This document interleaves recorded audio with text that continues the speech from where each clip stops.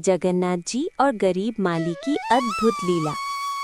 जगन्नाथपुरी से थोड़ी दूर एक छोटे से गांव में गोपाल माली नाम का एक गरीब भक्त रहता था।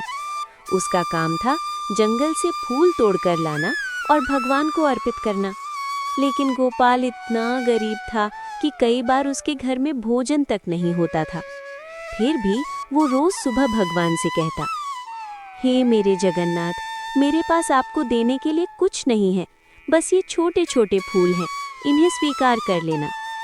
वो रोज मंदिर के बाहर बैठकर फूलों की माला बनाता और मन ही मन भगवान को अर्पित करता। एक दिन उसकी पत्नी रोते हुए बोली, सुनो जी, हमारे बच्चे 2 दिन से भूखे हैं, फूल भगवान को चढ़ाने से क्या होगा, थोड़ा काम भी कर लिया करो। गोपाल मुस्कुराकर बोला, देवी, मैं तो बस अपने मित्र जगन्नाथ के भरोसे हूँ, वो चाहेंगे तो सब ठीक हो जाएगा। पत्नी नाराज होकर बोली, अगर सच में तुम्हारे मित्र हैं तो जाकर उनसे मदद मांगो।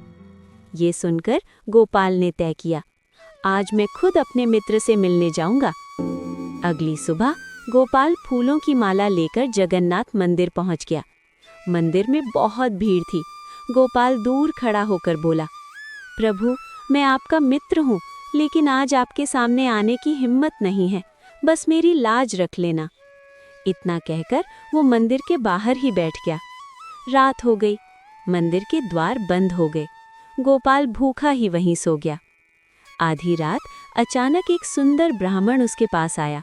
उसके हाथ में स्वादिष्ट महाप्रसाद की थाली थी। ब्राह्मण मुस्कुराकर बोला, क्या तुम गोपाल माली हो? गोपाल चौंक गया।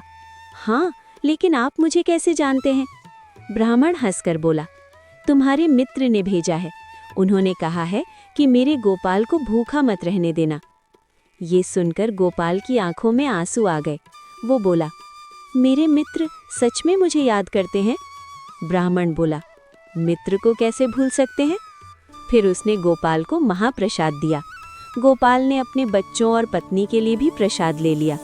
जब उसने ऊपर देखा, ब्राह्मण गायब हो चुका था। अगली सुबह मंदिर में हड़कंप मच गया। भगवान की रसोई से महाप्रसाद की थाली गायब थी।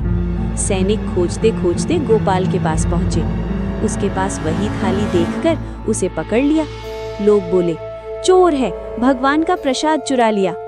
गोपाल रो कर बोला, मैंने नहीं चुराया, मेरे मित्र ने खुद दिया है। सब लोग हंसने लगे। उसी समय रात में राजा को स्वप्न आया। स्वप्न में स्वयं जगन्नाथ जी प्रकट हुए। उन्होंने कहा, गोपाल मेरा प्रिय भक्त है, महाप्रसाद मैंने ही दिया है। सुबह राजा तुरंत मंदिर पहुंचा और सबको रोक दिया। राजा ने कहा, गोपाल चोर नहीं है, वो भगवान का प्रिय भक्त है।